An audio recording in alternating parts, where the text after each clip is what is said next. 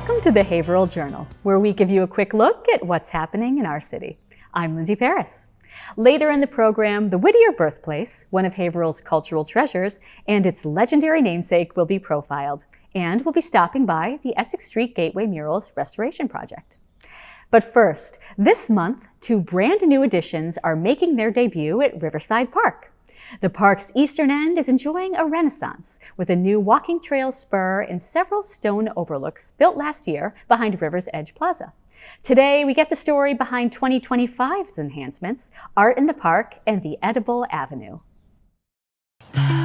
Riverside Park, the popular recreational area known for its ball fields, walking paths, and dog park, has recently expanded with the addition of the roughly half-mile Riverside Park Trail. Nearby are two other brand new additions, a distinctive labyrinth garden with native plants and colorful benches, and a tempting trail of fruit, herbs, and edible plants. This is the Art in the Park and Edible Avenue project, headed by Team Haverhill's Ann Jacobson. The Art in the Park and Edible Avenue project has had a long road. In 2021, I proposed it as a possible dream. At that point, it was the Bradford Rail Trail extension. We were actually trying to install public art in a different location in Haverhill, and it just couldn't happen. And the city said, you know what? We have this wonderful new project that we're working on with this new pathway at Riverside. We really think that this would be a great place for the project, and we'll be great partners in making that happen. Creative Haverhill found just the right artist to bring the Art in the Park vision to life in Maya Matson, a North Shore multimedia artist who specializes in the use of botanical materials. The piece that's being installed here is an eco-labyrinth, and our artist Maya is basically working with native plants and adding mulch and such to the area so that you can walk in and around it. She's then installing benches, and on those benches is where the pieces that the students that she's been working with at Haverhill High School will be installed. So for this project, we're using native perennial plants. This is one of my favorites, Baptista australis, or false indigo. It has these really beautiful purple flowers that come out of it. It is a really helpful plant for so many insects, and also it's a really excellent natural dye plant. This is a rutabaga, which can be used as a dye plant. This is going to have some beautiful flowers, very hardy and drought tolerant. This one is yellow coneflower. So we're trying to also pick plants that will be good fits to this area where there's a lot of sun. It won't always be watered. A crucial part of the project was its partnership with the Haverhill High School Art Department. Students had the opportunity to get hands-on, making natural dyes to create striking silk tapestries for the display. These pieces are wax silk. So what we did is we took this silk fabric and laid plants on top of it. So we have a bunch of dried plants. We put them all around the edges in different colors and designs, different shades of green, red, yellow. And while it was still wet, we kind of rolled it up nice and tight so it spreads the design everywhere. We steamed it and then waxed it so that it's more resilient against sun. I've never done anything like this before. I think this is a unique activity. My favorite part of this was trying out all the different plants and making different colors and combining them together. I thought it was a very creative process, and I really liked squeezing the plants because I liked the dye that came out of it. I enjoyed all the colors that we got to use to make the project. We actually painted several rain barrels to water the plants. We use these earthy colors and all these cool designs to make it blend in with the artistic garden part of it. You don't have a marker in your hand, you get these big leaves. Yeah. Maya, even though I thought it wasn't the best looking if I did something, she was wow, she saw the beauty of it.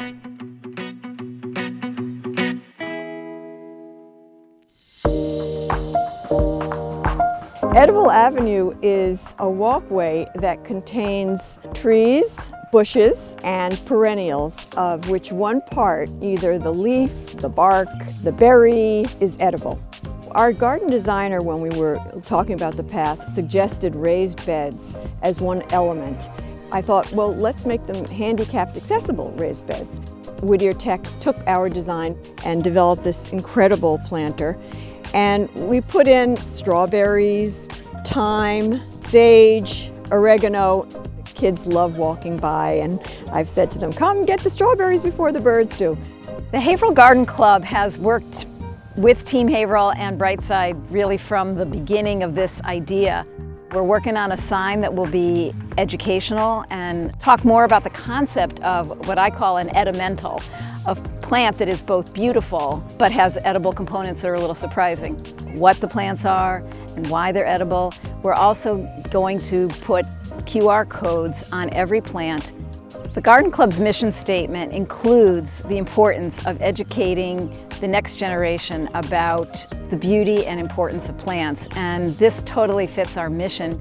Edible avenues, or the awareness that there are edible and ornamental plants, is a very new trend in gardening, so we're at the beginning of an important trend. The Garden Club is helping to build ground beds containing a variety of unexpectedly edible plants.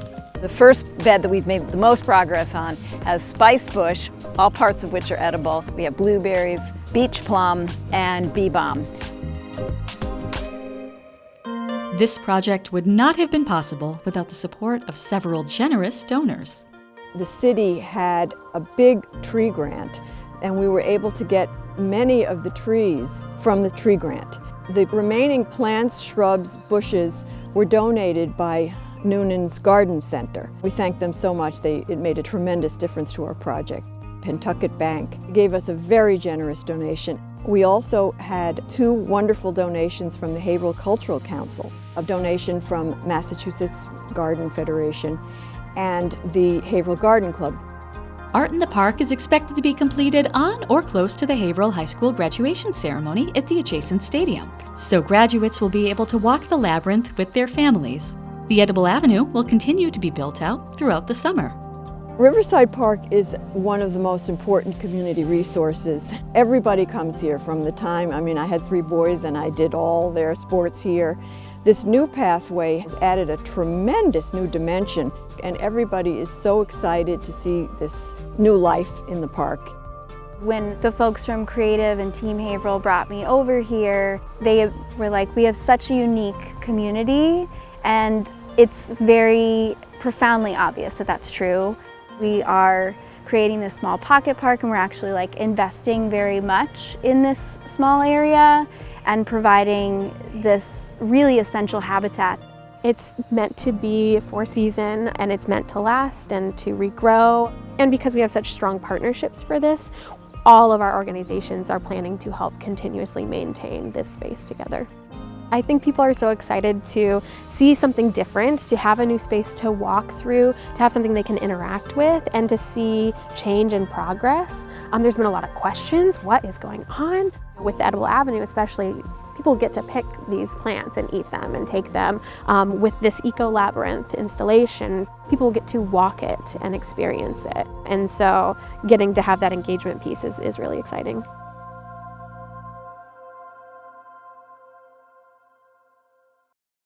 This new section is located in the far southeast corner of Riverside Park, near the former Building 19.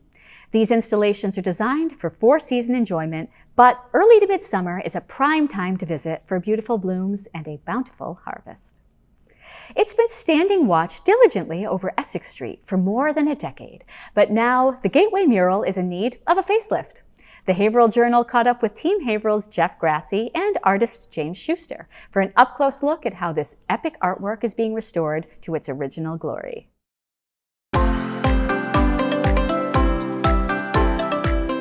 The iconic Gateway mural first made its appearance on the streets of Haverhill way back in 2012. The 13 years that have followed have brought storms, sun, wind, and rain. And now Haverhill's grand old lady of large-scale murals is in need of a touch-up.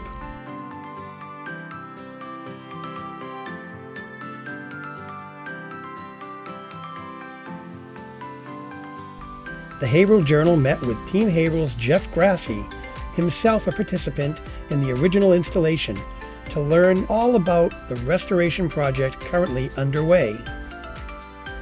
All right, so here we are 13 years later. We did this in 2012, So over those years, we're gonna have a lot of wear and tear because of the old brick building behind it. So what they did is they put some wood lattice down. You can see here, they put metal on there, re-cemented it.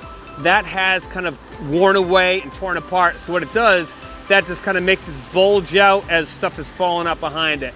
So the goal is, today was pressure washing, and then next week is gonna be, I'm gonna come up here. So I'm gonna probably take out this section here, cut it all right out, rip out all this stuff, probably put in some new boards behind there, and then re-cement this.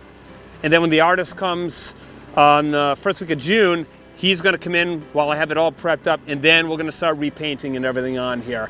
This is one of, unfortunately, quite a few sections that I'm gonna have to do this. So when I am done with this and have it all kind of torn out a lot, it's gonna look a little rough, but that's what it has to look like. And then little by little, when he comes, we'll pretty it up again to make it look really nice. This project is a very special one for me. It was the first where I was involved from start to finish. I was working for Meg Saligman's studios, and she was commissioned to come here and help design this mural. And met with Team Haverhill. There was genuine enthusiasm, genuine excitement about it. So the renovation is primarily to address some cracks in the cement wall. Now, most of the mural is painted on a material called polytab. It's a heavy-duty silicone cloth, and it's adhered with an industrial strength glue. And we've found over the years with various murals that the cloth is stronger than the material of the wall often. So fortunately for this project, any area that has cloth is holding up really well. So to restore this is simply a matter of patching the cracks and putting new cloth over them and touching up to blend everything in and make everything as it was initially. So here's to Haverhill's first large-scale mural. Let's hope it's around for another 13 years and beyond. Over the years in between, I've wondered how Haverhill is faring, and to come back and to see everything as it is and also improved is amazing. I have to imagine that the legacy of this mural is special in Haverhill because it was essentially the first of its scale and kind. And I'm gratified to see that there are many more murals that have sprung up in the intervening years, and they all look great, but you know, the first one's always going to be the special one, I hope. Clearly a big job there. Restoration work is expected to be completed in several weeks' time. One of Haverhill's most famous native sons is 19th century poet John Greenleaf Whittier. You may have attended a school or visited one of the many city institutions that bear his name. Here in the 21st century, some wonder, who was he? HC Media's Matt Scharn visited the Whittier Birthplace on, what else could it be called but Whittier Road, to hear the story of the abolitionist celebrity and tour his childhood home. Welcome back to Matt's Museums. We have a special one for you poetry lovers out there today. We're over here at the Whittier Birthplace in Haverhill. Come on, let's check it out.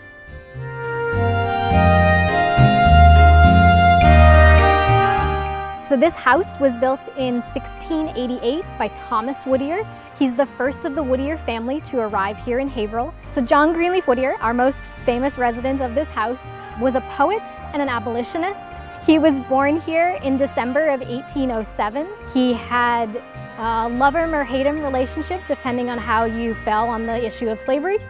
He also worked on newspapers in his early career. He's one of the founders of the Atlantic Monthly magazine, which is still in existence today. He was an editor of the ESSEX Gazette, which today is the Haverhill Gazette. He was the equivalent of today's rock star or pop star. The common man read his works and said, man, he's writing about my life. They didn't have, Taylor Swift putting out singles that everybody loves to jam to. But the same way that we might listen to a rock song or a pop song today, and that's how people of Whittier's time read his poetry. During his lifetime, an official fan club was started. It was called the Haverhill Whittier Club. They began in the 1880s, and they existed to meet and read and discuss Whittier's poetry. So much to live, so much to see. My gift to you is memory. And day by day, as you grow tall, no barefoot days still live in all. Yes, you too can know the joy ere it passes, barefoot baby boy. During that latter period of his life, he wrote a large number of poems which were very influential, especially in education. He was the only poet, to my knowledge, whose birthday was celebrated every year in public schools, while he was still alive, mind you. Welcome to the inside of the John Greenleaf Whittier Birthplace. The room that we're standing in now is the kitchen. It's an addition to the original part of the house. This was built about 1700. So next to me is the hearth, and this would have had a raging fire going on. It also would have been the main source of heat and light for the room as well. Behind me is a portrait of John Greenleaf Whittier when he's about 25 or 28. The next room is this small bedroom. You'll notice that it is 2 steps higher than the floor that we're standing on now. The reason why it's built up like this is because there is a boulder buried underground. Without modern machinery, that boulder just had to stay where it was. So we've now stepped into the parlor. This is one of the original rooms from 1688. The large beam that we have is called a summer beam, and they were common in houses built in the 1600s. The summer beam works like the spine of the house, and it helps support the second floor on the building. We know that because this house was so full of people during John Greenleaf Whittier's lifetime, that in the living room, at night, every room becomes a bedroom. And this is the room that John Greenleaf Whittier is supposed to have been born in. When John Greenleaf Whittier was growing up here, we knew that there were many, many family members that were living here in the house. There were his parents, John and Abigail, his siblings, Mary, Matthew Franklin, and Elizabeth, or Lizzie, his youngest sister. His uncle Moses lived here. Aunt Mercy also lived in the house. So we're now in what today we call the dining room, but was originally the kitchen of the house. In John Greenleaf Whittier's time, this would have been where they probably gathered for family meals. During his young adult life, John Greenleaf Whittier was the editor of the newsletter for the American Anti-Slavery Society, who was based in this building. And he, instead of running away from the mob, disguised himself in someone else's hat and coat and helped to destroy his own office. And as everybody around him is going, "Burn Whittier!" he's saying, "Burn Whittier, but I'm gonna grab these papers and I'm gonna stick them in the coat and yeah, burn Whittier!" And then he leaves. He's able to make his next publication. So in June coming up, we have a program series that's starting from our grant with the Haverhill Cultural Council that's exploring historic textile production. And our first event is going to be on June 26th in the evening. We have a guest speaker who's going to talk about the history of Quaker dress. Starting on June 24th and continuing every Tuesday morning through August 19th, we'll be hosting preschool story time. We set up a tent next to our little free library and we do a book reading and a small craft. The target age is for 3 to 5-year-olds, but we welcome older and younger kids as well with their caregivers. The Whittier Birthplace is open for special events and for tours by reservation only from the months of May through October. Their grounds are open all year round during daylight hours. I hope you all enjoyed another episode of Matt's Museums. Thanks for tuning in. Until next time.